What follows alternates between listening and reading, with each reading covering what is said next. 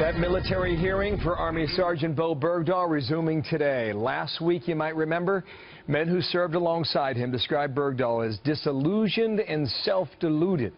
They feel that he was captured because he left his post to try and make a point to commanding officers.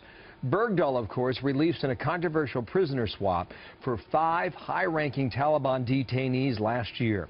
Meanwhile, the lead Army investigator in the case says that prison may not be the right place for Bergdahl.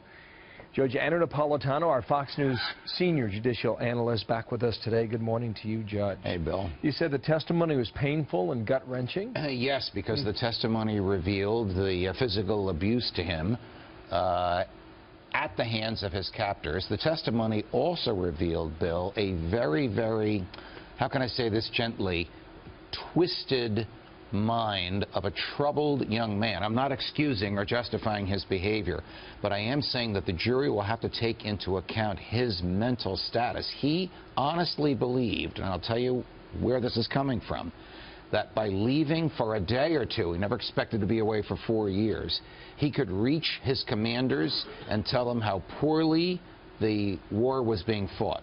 Now, any private who thinks that by running to the enemy, a general is going to talk to you and listen to your advice on fighting the war, obviously is delusional. Who told this to the court?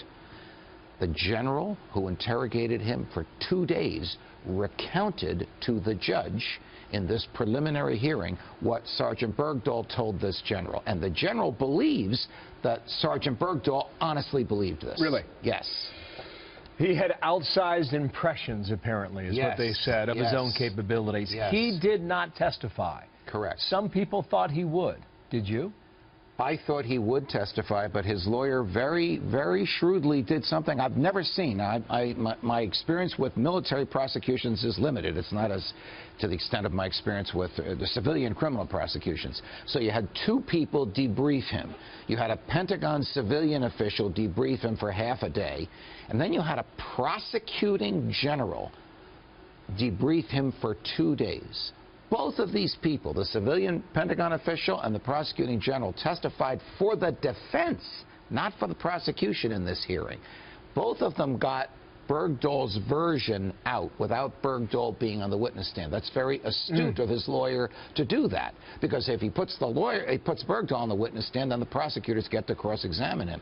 Instead, he put people to whom Bergdahl spoke, this high-ranking Pentagon civilian and this General Dahl, D-A-H-L, investigator. One last thing. You can prove easily that he deserted, right? Yes. He left post. Yes. The question is, was it a one-day desertion as he planned, or was it aiding the enemy as it probably turned out to be? If it's the latter, the government has to show intent. How do you show intent with a person who's delusional? That's a great point. What about this whole deal about jail time or no jail time? What's that debate all about? Very unusual for the Pentagon official and for the general who interrogated him for 2 days to say, whatever you do, don't put him in jail. Why? He's too fragile.